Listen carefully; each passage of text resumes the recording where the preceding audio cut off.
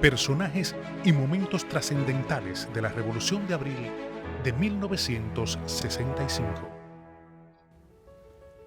Para nosotros constituye un altísimo honor poder servir de conductor de un programa especial concebido por la dirección de este Canal 4 RD, que es el canal oficial de radio y televisión del gobierno dominicano, del Estado dominicano.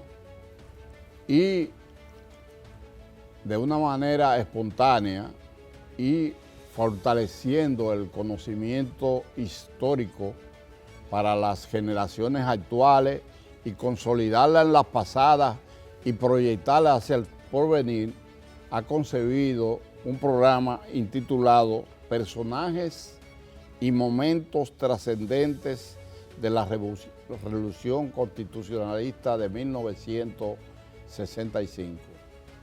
Junto a nosotros participarán el doctor Roberto Casá, que es un historiador y es al mismo tiempo un participante en ese proceso, siendo estudiante muy joven.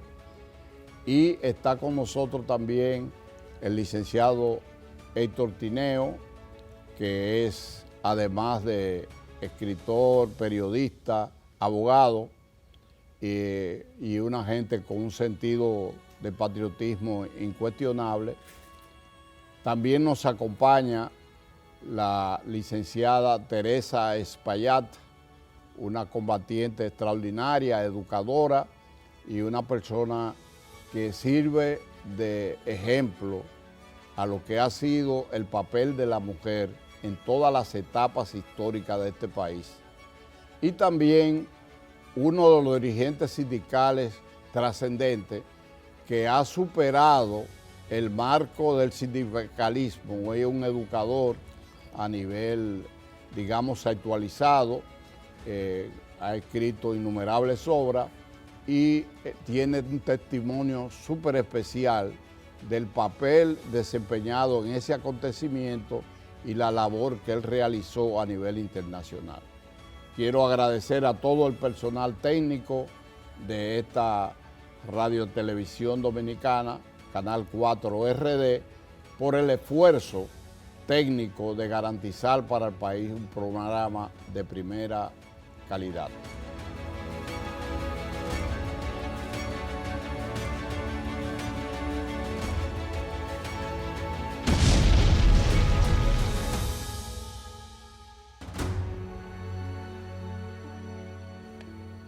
Bien, con nosotros el doctor Roberto Casá, que es además de un historiador, escritor, laureado, y que al mismo tiempo es el director actual del Archivo General de la Nación, con un trabajo que es digno de un espacio especial.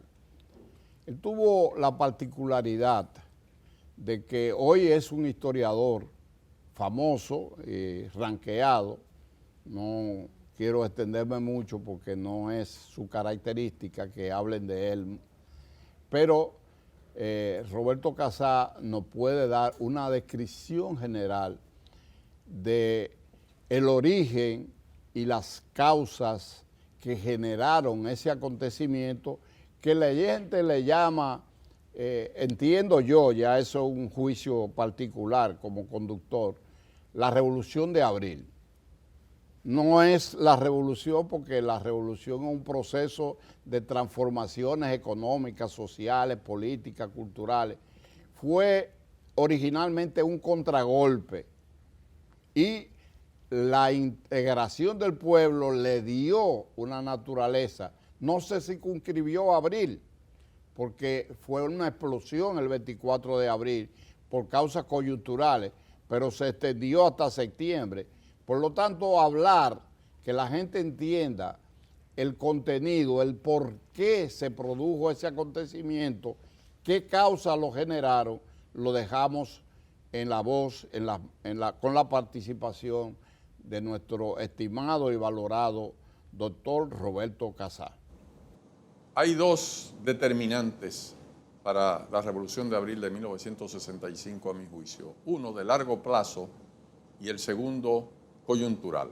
Hasta cierto punto coyuntural en un plazo de unos meses. El primero es la larga dictadura de Trujillo. Durante 31 años Trujillo ordenó un régimen atroz de explotación y opresión que dejó secuelas tremendas en la sociedad dominicana, pobreza, explotación, opresión, y solo este hecho demandaba un cambio democrático radical. De manera que la agenda básica de la sociedad dominicana en 1962 era un cambio democrático progresivo, avanzado, revolucionario democrático. Esto fue encarnado mayormente en el plano electoral por el Partido Revolucionario Dominicano, que triunfó abrumadoramente en las elecciones de diciembre de 1962. Pero con un programa democrático plasmado luego en la Constitución de abril de 1963 y una disposición honrada y democrática y avanzada socialmente del presidente electo Juan Bosch. Pero este gobierno legalmente electo y apegado a los cánones estrictos de la democracia representativa, fue derrocado el 25 de septiembre de 1963 mismo. Solo dejaron a Bosch gobernar durante 7 meses en medio de dificultades extraordinarias. De manera que aquí viene la otra coyuntura, la implantación de un régimen ilegal y completamente ineficiente y corrupto, de espaldas a los sentires ampliamente mayoritarios de la población, sobre todo urbana. Los militares se dedicaron a hacer cosas terribles como una compañía por acciones de la Policía Nacional, contrabandos visibles de todo tipo de mercancías traídas desde Estados Unidos y Puerto Rico, por ejemplo. De manera que fue un régimen inepto que se desgastaba por sí mismo y creó las condiciones para una respuesta popular. Las Fuerzas Armadas estaban divididas, porque al final de Trujillo, la última década, surgió un sector académico de ideas potencialmente democráticas en la oficialidad. De manera que esto cuaja ante un estado de excepción, de ilegalidad, y surge bajo el liderazgo del teniente coronel Rafael Tomás Fernández Domínguez un movimiento militar democrático conocido como Grupo Enriquillo, que operativamente estaba dirigido aquí en el interior del país, era el jefe del movimiento en términos reales, por el teniente también coronel Miguel Ángel Hernando Ramírez. Se dieron las condiciones para que este sector militar decretara el derrocamiento del triunvirato.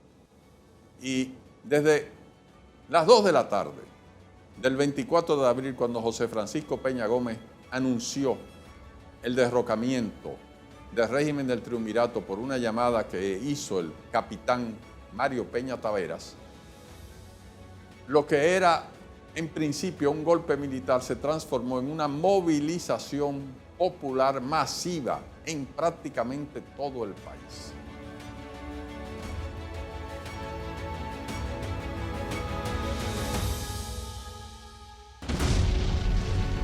Personajes y momentos trascendentales de la Revolución de Abril de 1965. La inseguridad ciudadana no es un problema nuevo, es un mal de décadas que crece cada día por la falta de un sistema policial efectivo. Los gobiernos dominicanos tienen una deuda histórica. Ya es tiempo de transformar la Policía Nacional en una institución capaz, confiable y ética, que proteja y sirva a nuestra gente. Por esta razón, mediante el decreto 211-21, se crea el Grupo de Trabajo para la Transformación y Profesionalización de la Policía Nacional. Que yo ni me cansaré ni me van a cansar, pero estamos preparados y determinados para no parar y concluir esta transformación con éxito, cueste lo que cueste y me cueste lo que me cueste. para reformar legal, institucional, operativa y funcionalmente a la Policía Nacional. Este es el primer paso hacia nuestra meta, una nueva Policía Nacional, más humana y capaz, que proteja las vidas y los derechos de los ciudadanos.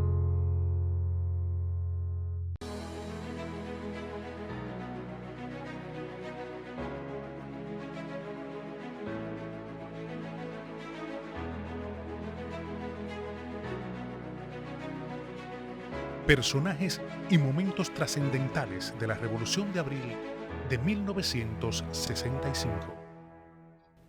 Con nosotros ya habíamos presentado a Teresa Espaillat, una figura que hoy en el campo educativo sienta precedente, ha escrito sobre el acontecimiento que hoy analizamos en su 56 aniversario y que fue una combatiente extraordinaria y también entrenadora de lo que se llamó Academia Político y Militar 24 de Abril.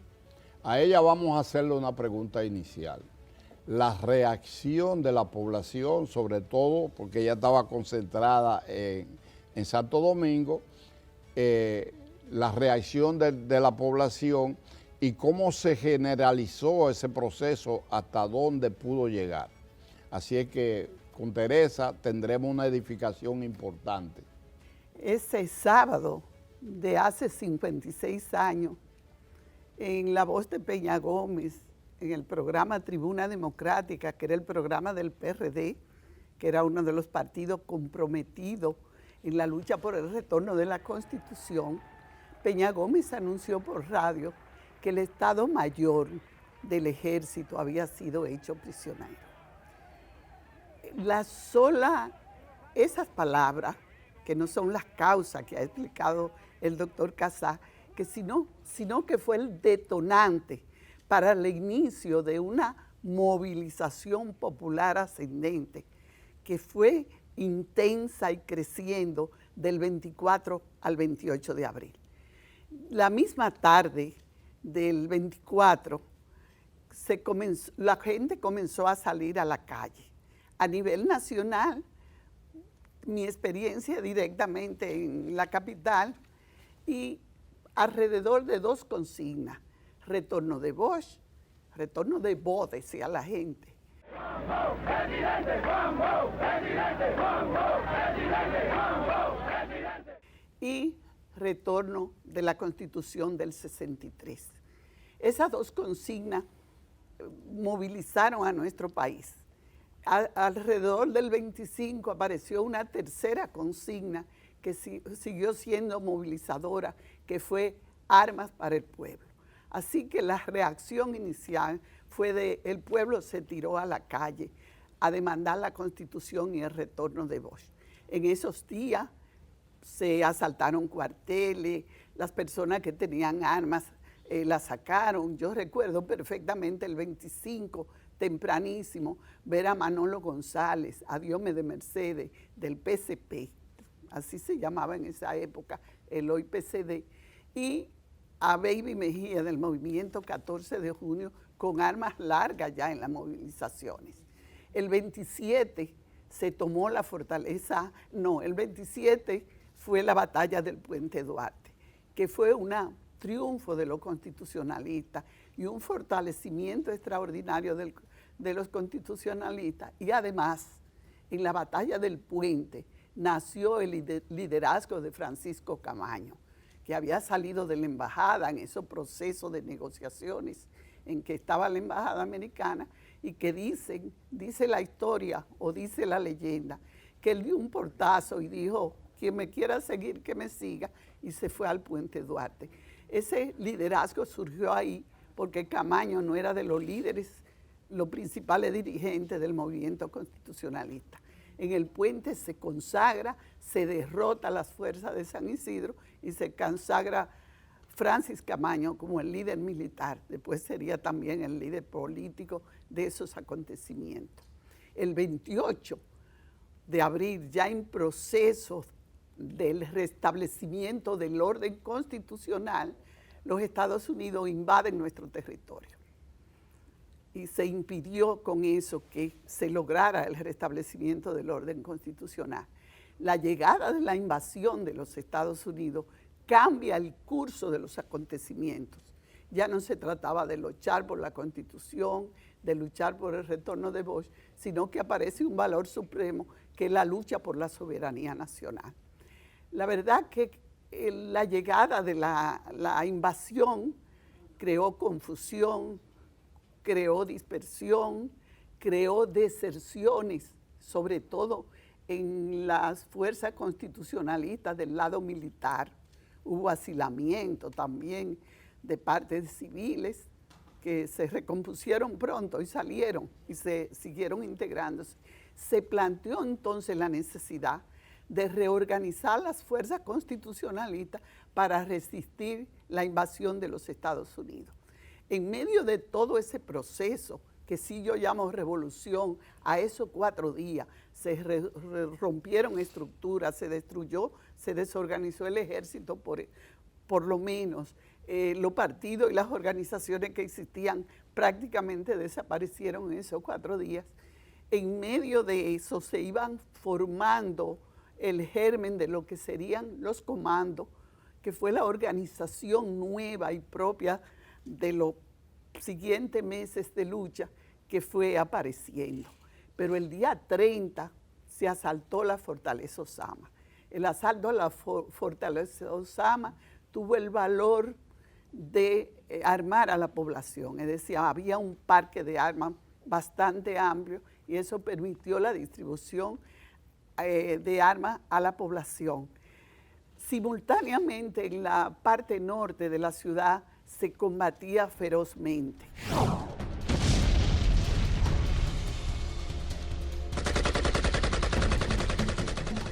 De los actores del proceso de ese momento, a mí me gusta siempre decir que el protagonista, el actor principal de esos acontecimientos fue el pueblo dominicano. Después, en esa historia colectiva, pues habrá gente que se destacó, surgieron, se construyeron liderazgos, y el mismo ejemplo de Camaño es un modelo de cómo se construyen los actores en un proceso.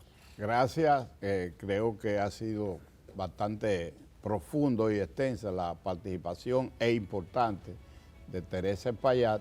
Vamos a hacer una pequeña pausa y en breve continuamos con el hilo conductor de este interesantísimo programa con la participación de 4 figuras trascendentes que pudiesen haber sido mucho más, pero entonces el tiempo que disponemos no permite más participación por el momento. Ya serán otras programaciones. Así es que en breve continuamos.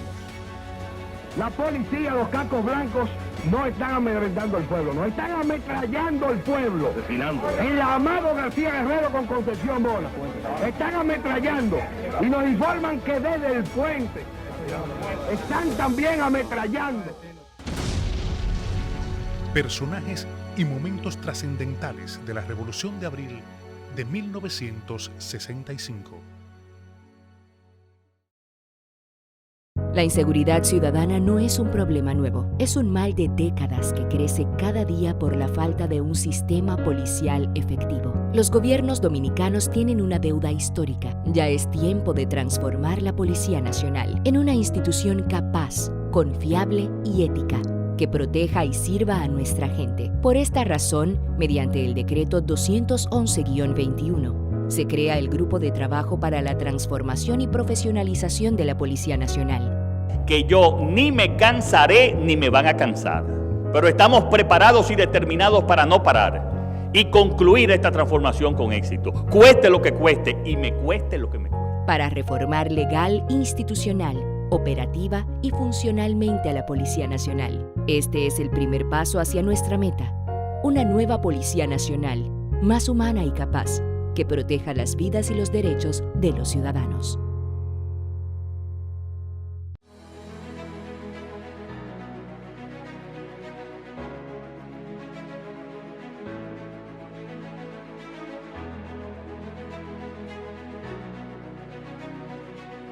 Personajes y momentos trascendentales de la Revolución de Abril de 1965. Ya anunciamos la presencia de Héctor Tineo, que es un consagrado periodista, propenso al estudio profundo de la historia y ha hecho grandes aportes en ese sentido. Y además de eso, maneja el aspecto legal, es abogado.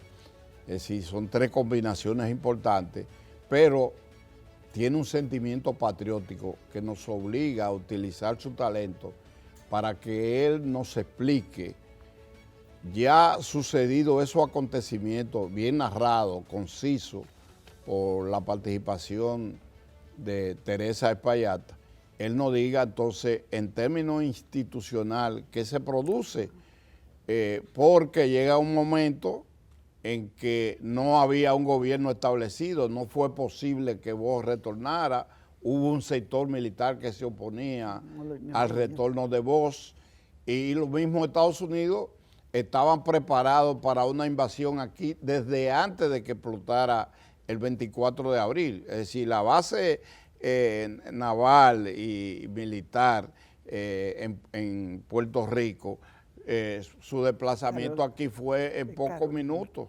Entonces, que él nos explique esa fase del gobierno constitucionalista encabezado por Camaño, la contraparte posterior a la misma y su contenido jurídico y el aspecto también entonces del encauzamiento que tuvo la lucha con esa intervención que ella solamente anunció. Sí, ya en ese momento, como ha referido Teresa en la primera parte, queda claro ya en la figura del coronel Francisco Alberto Camaño Eño con una legitimidad. ¿De qué manera? La defensa de la soberanía y la capacidad que tuvo por sus acciones de concitar apoyo. Eso ya lo presenta como una figura importante en ese momento, que a veces no se entiende, y entiende que eso pasó como cuando se pasa un número de una cámara. No, esto ocurre por sus decisiones. Lo primero es que le enseña a los que estaban confundidos, le deja claro, sí, hay una vía para retornar a la constitucionalidad. Las tropas de ocupación en Santo Domingo en el proceso electoral tienen que haber influido obligatoriamente en las elecciones. No pueden haber elecciones libres en un país ocupado por tropas extranjeras.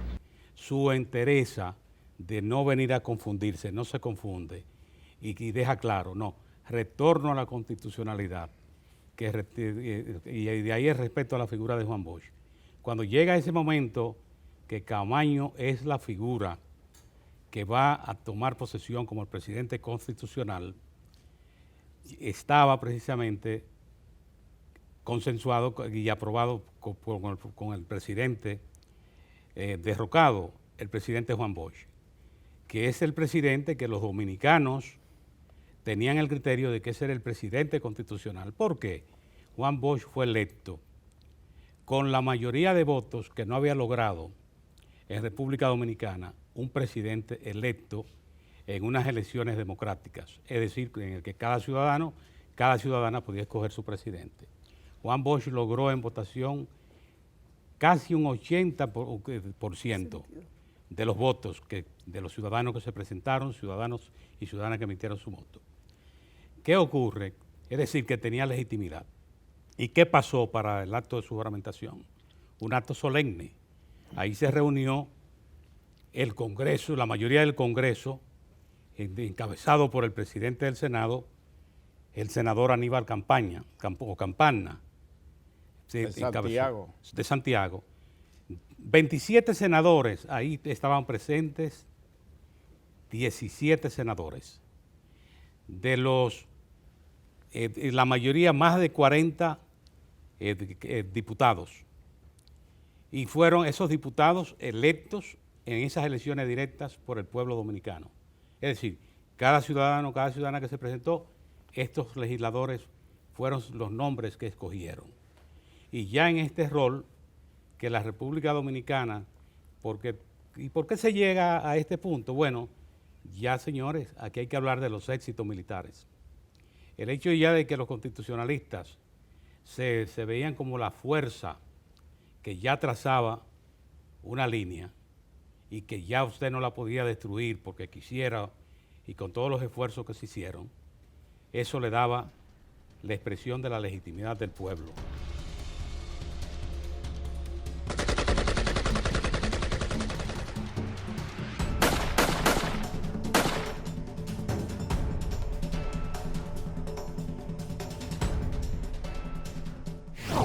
Las fuerzas que defendían en República Dominicana la interrupción del orden constitucional, en un momento con un apoyo de Estados Unidos que no se hacía público, o por lo menos el dejar pasar, esa fuerza, fundaron la Fuerza Interamericana de Paz, que lo que vino a ser como una especie de refuerzo a los militares que servían de resistencia a la oposición del pueblo dominicano a retornar a la Constitución, que eran usados en ese momento.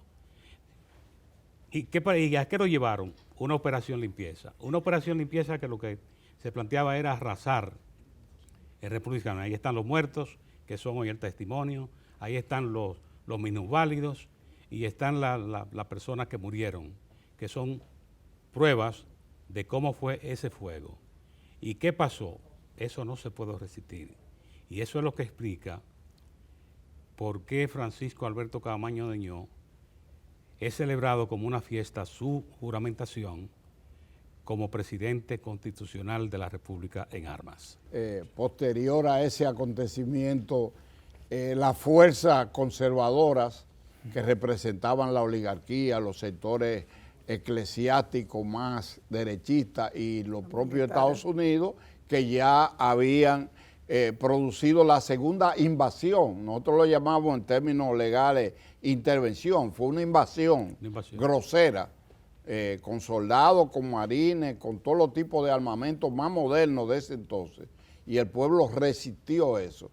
Pero ellos crearon una contraparte al gobierno constitucional que encabezaba Camaño, que fue el gobierno de reconstrucción bajo la figura de uno de los participantes en el ajusticiamiento de Trujillo, que fue Antonio Inver Barrera. Ya ese es un tema que damos por cerrado, pero hacemos una pausa y continuaremos entonces el curso de este importante programa que ha sido auspiciado, concebido y proyectado por la dirección ejecutiva y el equipo técnico de SER TV. El canal 4 RD ofrece al pueblo una orientación nítida, capaz, educativa, orientadora para estas generaciones y la futura. Continuamos en breve. Estamos aquí en el cementerio. Este cementerio fue construido cuando la dominación haitiana, ¿te acuerdas? En el 1824, incluso aquí está la primera inhumada en cementerio, Juana Flores. Aquí hay muchos héroes, conocidos y desconocidos, muchos héroes anónimos, combatientes, que su nombre se desvaneció junto con su vida.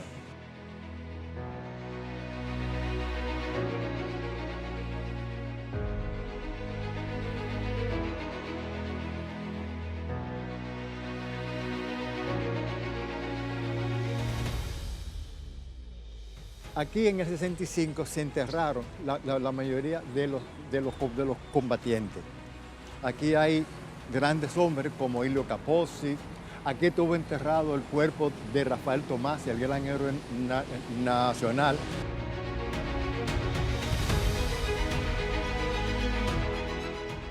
Y aquí, esta es la de Cibao. Yo fue enterrado aquí. Incluso una característica siempre recuerdo, porque él tenía un fusil Mauser, pero que él le hizo la parte de madera y no tenía el recipiente de los 5 tiros. Entonces él tenía que cargar cada vez que tiraba, cargarlo nuevamente, pero lo hacía muy rápidamente.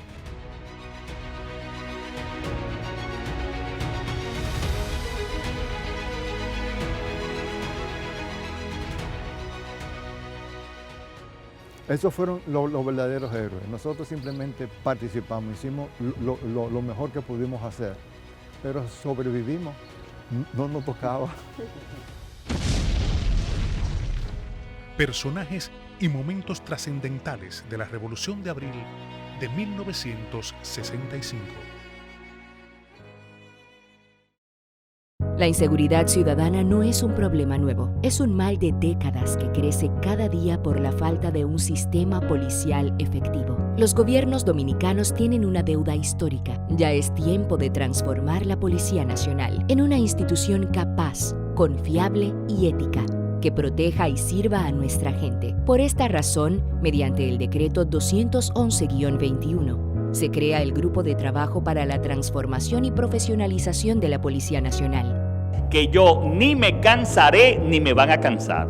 Pero estamos preparados y determinados para no parar y concluir esta transformación con éxito. Cueste lo que cueste y me cueste lo que me cueste. Para reformar legal, institucional, operativa y funcionalmente a la Policía Nacional. Este es el primer paso hacia nuestra meta. Una nueva Policía Nacional, más humana y capaz, que proteja las vidas y los derechos de los ciudadanos.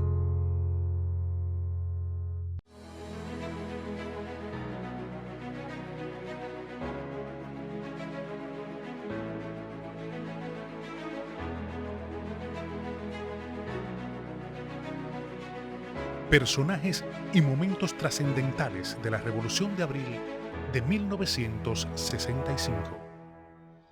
Radio Santo Domingo TV, que en este proceso ha cambiado de manos varias veces, muestra los impactos recibidos durante las distintas batallas libradas por Reconquista.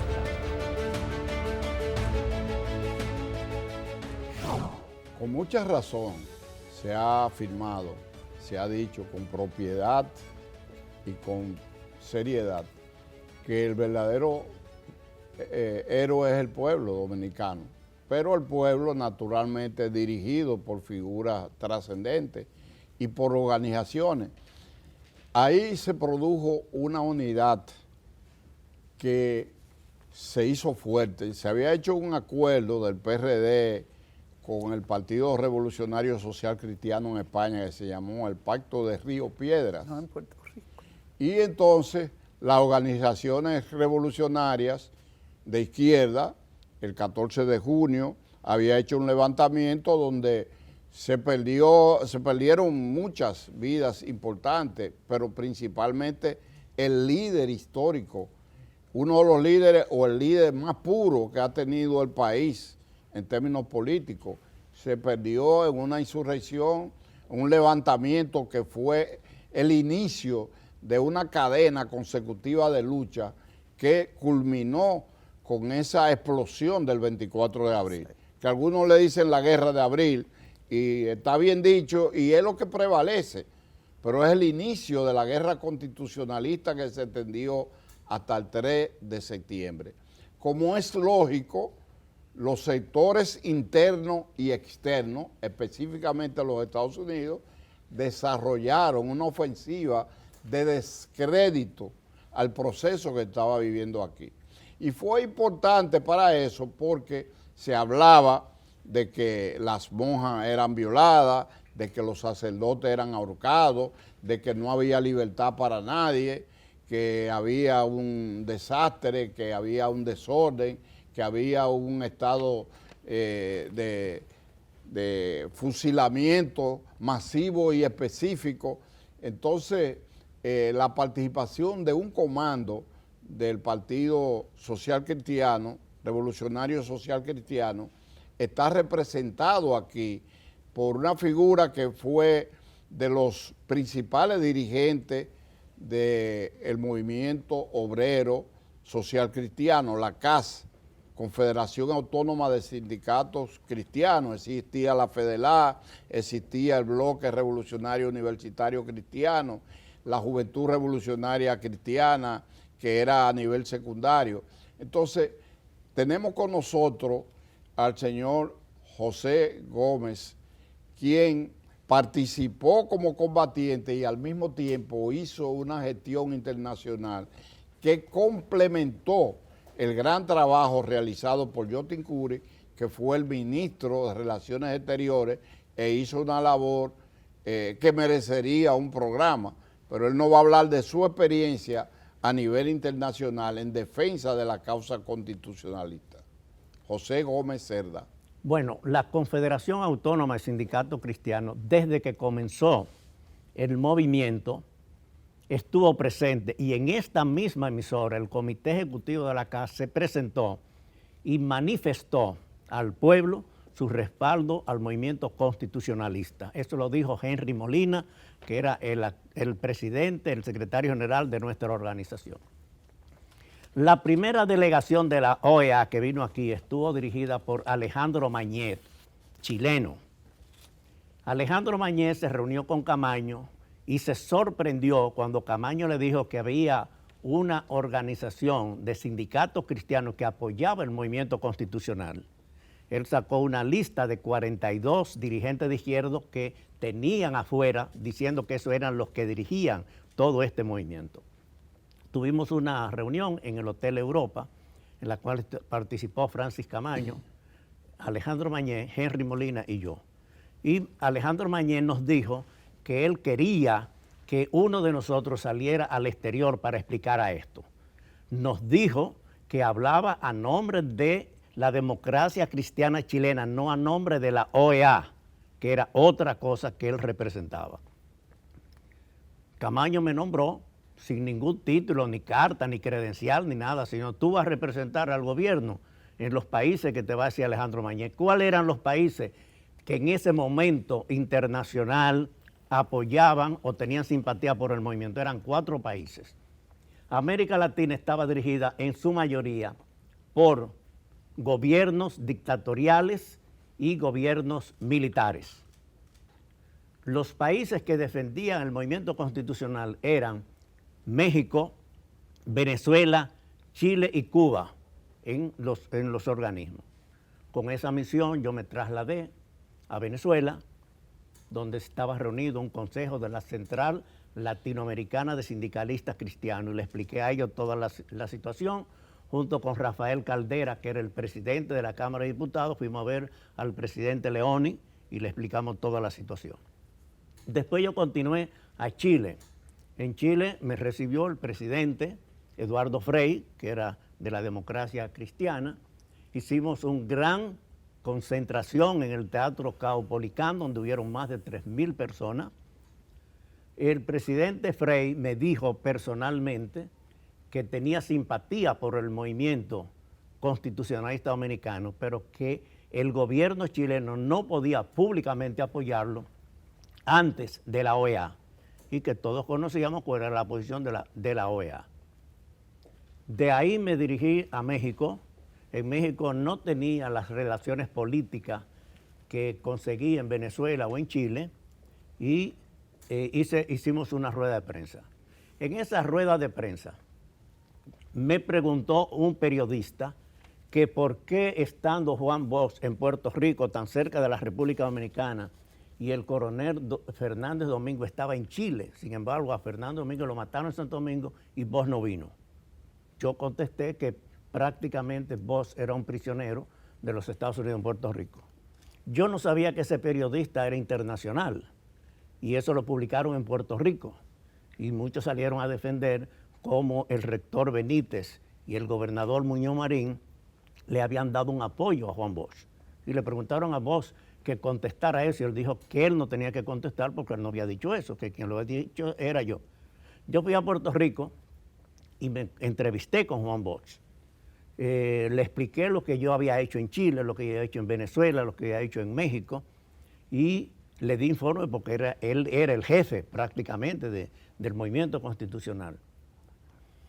Hablando con Juan Bosch, hubo una llamada que llegó, que doña Carmen atendió el teléfono, y él nos explicó, ahí habíamos en el almuerzo, estaba Cabonabo Javier Castillo, que había sido designado embajador en Chile, pero no lo aceptaron por cuestiones legales, y estaba Jacobo Magluto. Y doña Bosch explicó en esa reunión que un avión estaba saliendo 23 de junio de Nueva York hacia Santo Domingo y llevaba a Joaquín Balaguer. Eso quería decir que los americanos iban a hacer elecciones, que a él le iban a presentar como el rebelde, a Joaquín Balaguer como el pacífico, que entre la juventud él sacaba un % muy alto, pero entre las personas mayores y los campesinos, Balaguer iba a sacar mayoría. Por lo tanto, él sabía de antemano, y así mismo como él lo predicó, fue que sucedió.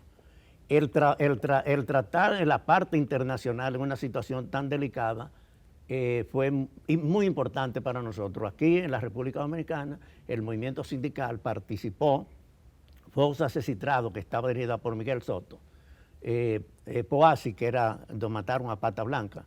Nosotros teníamos un sindicato en el Listín Diario, Luis Acosta, un periodista que mataron durante la revolución, en la redada que hicieron. Hicimos los trabajadores un gran aporte a la revolución del 65, como llamamos. San Isidro el conjunto de San Isidro fue derrotado flagrantemente el 27 de abril y por el pueblo en armas, bajo la dirección de los militares constitucionalistas que ya tenían desde unas horas antes por principal dirigente al coronel Francisco Alberto Camaño de Ño. De manera que se abrió el terreno ese 27 de abril plenamente para una revolución democrática avanzada.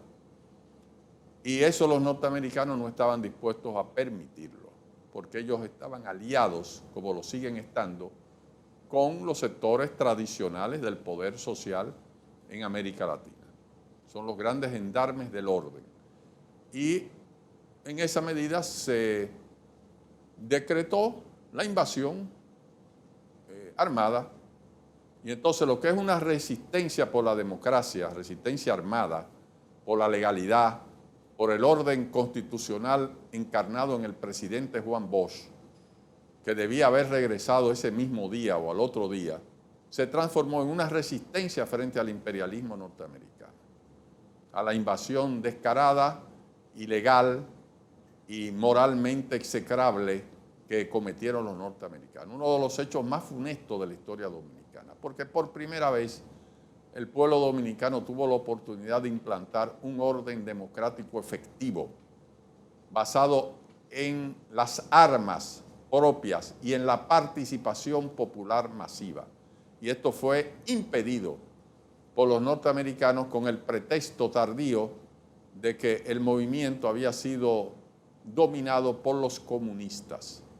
Un pretexto completamente ajeno a la verdad de los hechos para los que, como Rafael Pérez Modesto y yo, participamos, porque éramos conscientes de que la izquierda en la cual estábamos organizados no controlaba ese movimiento. Era nuestro movimiento, pero no lo dirigíamos.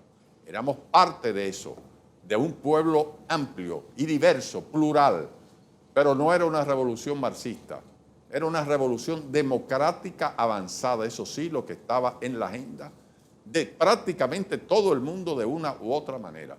Y es lo que los norteamericanos a conciencia decidieron impedir para que no supusiese digamos, una especie de grieta de su organigrama de poder en América Latina.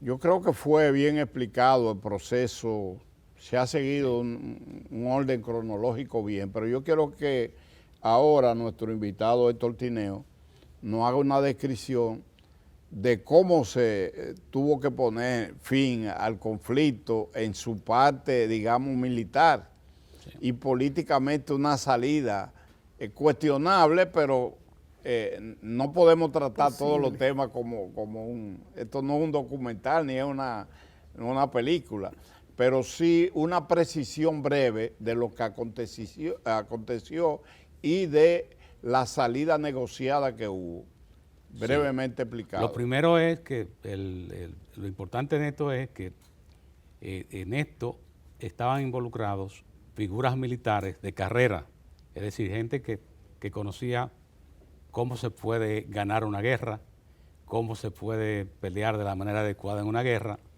y eso es lo que explica que ustedes ven cómo los constitucionalistas, teniendo el gobierno constitucional de la República en armas, fueron determinantes y decisivos para una decisión negociada. Porque los representantes de los golpistas No, fíjense que en todo hacían resistencia. Cuando se presentó la discusión por el acta de conciliación, no firmamos, pero nosotros estamos decididos. Luego dicen, como el que se va, se retira y habla cuando se va. Nosotros estamos decididos a apoyar todo, pero no firman el acta de conciliación. Bueno, no fueron tomados en consideración por el gobierno norteamericano, porque ellos eran parte de ese... No, y ese teatro, lo primero es que lo conocía el mundo y parte de la sociedad dominicana. Ahí no firman. Cuando se presenta también la discusión, ya para llegar a la firma del acta institucional, de nuevo, para que se registre en prensa, nosotros apoyamos, pero, o sea, y una retórica, pero no tenían una visión clara y eso se explica, ¿por qué? Porque eran dirigidos a distancia. No eran actores que decidían. Y ya con presencia también. Y ya con presencia. Entonces, ¿qué pasó? Que al final ni siquiera sus mentores tuvieron el valor de apoyarlo públicamente y de decir por lo menos, bueno, o darle una nota de aliento, sino cómo lo registra la historia hoy. Que eso mismo, gente sin calidad, no representaron a nadie, se prestaron a un juego sucio contra el pueblo dominicano.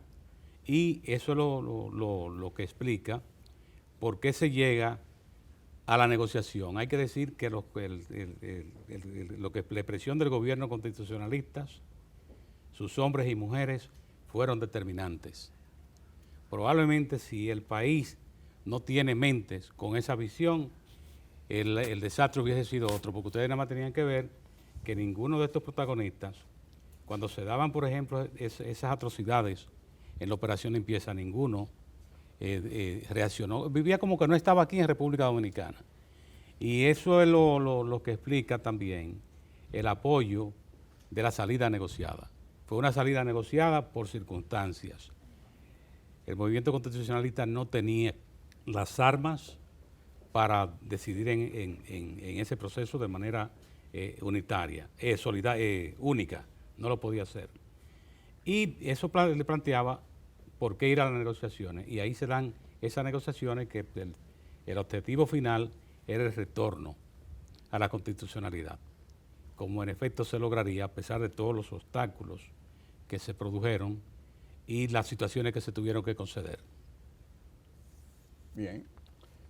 Hay que señalar, para terminar, dar por terminado esta parte, que realmente, primero, la heroicidad del pueblo dominicano, pero también la solidaridad internacional expresada ya grandemente por la gestión que explicó el amigo José Gómez, fue extraordinaria. En el seno de la ONU evitó que aquí hubiese una masacre generalizada, porque el movimiento constitucionalista no fue aplastado, porque tendrían que haber sepultado la zona constitucionalista y el país, y hubo demasiados muertos. Nosotros queremos, entonces, ya en último segmento, que nos den una precisión cada uno de ustedes de el fin de ese proceso y el inicio de una lucha, o sea, cómo culminó esto, qué impresión podemos decir. La impresión mía es que no pudieron aplastarnos, no nos rendimos. No sé cómo diría Tineo esta parte, cómo culminó el proceso. Sí, el proceso culminó como es República Dominicana. Aquí yo, cuando veo Abril, lo que yo recuerdo es en República Dominicana lo que ha ocurrido. La lucha por la fundación del Estado Dominicano en la República Dominicana, la guerra de la restauración, la lucha en la primera intervención militar de Estados Unidos a República Dominicana y de esta gesta que hablamos hoy, abril 1965. ¿Qué lección le deja a la República Dominicana y al mundo? Que es un pueblo que no transige cuando se trata de un asunto de soberanía y que es un pueblo también que cree que República Dominicana tiene el derecho a un Estado democrático, social de derecho. Bien, es un análisis. Yo quiero una precisión de Teresa y de José Gómez sobre el acontecimiento. Mira, a mí Abril es un referente ético, político, moral y patriótico, un referente histórico. Abril representó una forma de hacer política democrática, abierta, comprometida, no como se hace política en muchas ocasiones. Por tanto, Abril es ese referente. De Abril también me quedo con aquella expresión del presidente constitucional el día que renunció. No pudimos vencer, pero tampoco fuimos vencidos, y valora el tema de la resistencia, o sea, esa capacidad de haber resistido 4 meses al ejército más poderoso de la tierra tiene que ser un valor. Como yo soy mujer, necesito decir que para la mujer Abril representa un antes y un después. Nuestra participación, la igualdad de las mujeres en algunos eventos, en algunos acontecimientos, y el hecho de asumirnos ya como sujeto histórico, yo creo que se hace a partir de Abril. Solo nos resta nosotros agradecer a la dirección de este canal el gesto de poderle llevar al pueblo una versión auténtica con personalidades autorizadas, política, moralmente, y con juicio suficiente para llevar un mensaje claro, preciso a las generaciones de hoy y de mañana.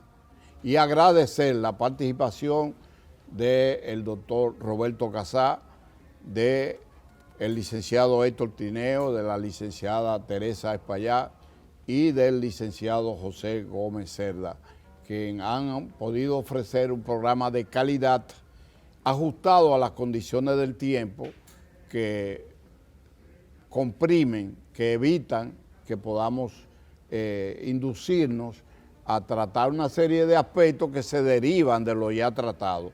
Pero entiendo y me siento satisfecho de poder ser parte de un programa de esta naturaleza. Hasta una próxima entrega, cuando el canal lo considere importante, estaremos con ellos y cualquier otro patriota que sea requerido para producir programas de esta índole. Gracias y que disfruten y asimilen el contenido de estos mensajes.